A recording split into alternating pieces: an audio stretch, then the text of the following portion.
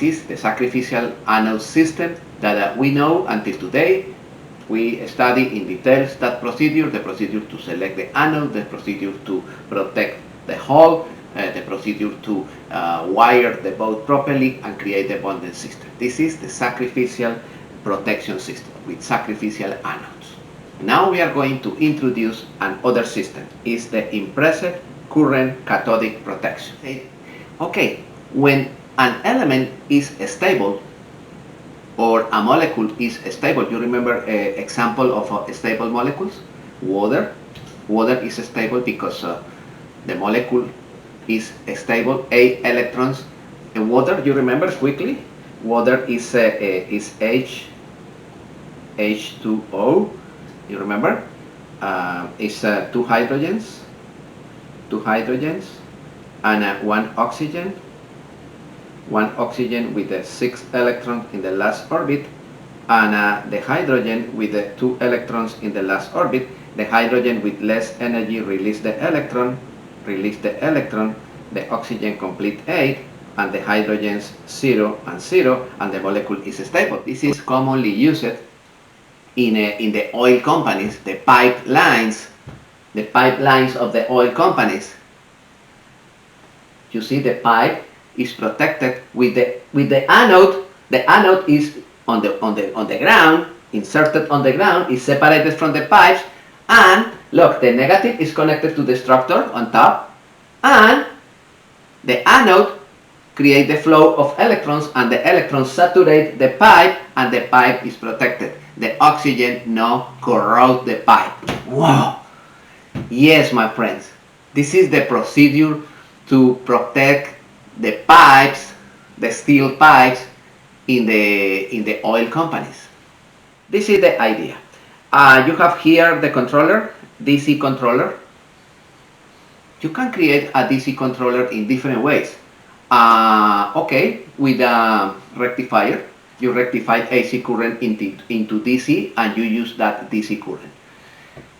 Or with solar panels, you collect the DC power into batteries, and on the battery you connect a controller like the a.c.r, you remember, and you send AC current into the system.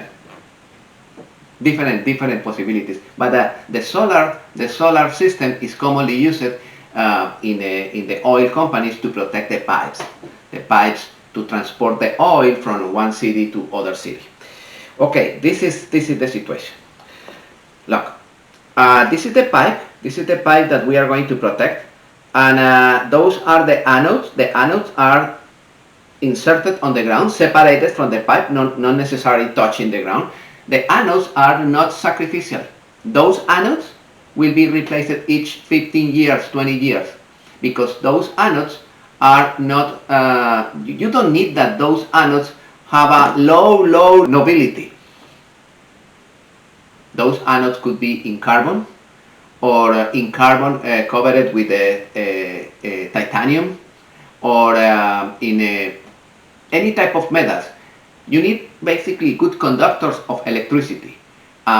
Those elements are not sacrificial. Those elements stay over there for a long period of time, and they are not eroded easily like the typical traditional sacrificial anodes.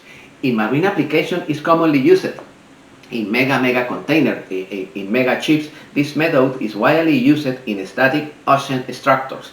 For example, in pipelines, fuel containers, and is also used in cheap cargo containers. Yes, this is very common in those boats. The structure of those boats is in steel. Yes, in those boats they have the controller. The controller is this. They have the anodes, and they have the junction box to connect to do the connection in between the controller and the anodes. The Mercator system is exactly the same. A controller that produces the DC current and send the DC current normally positive and negative in the middle, and two output signals going into the anode, and the anode is touching the outdrive outside. Simple. This is the connection. Look, this is the connection. It's too simple.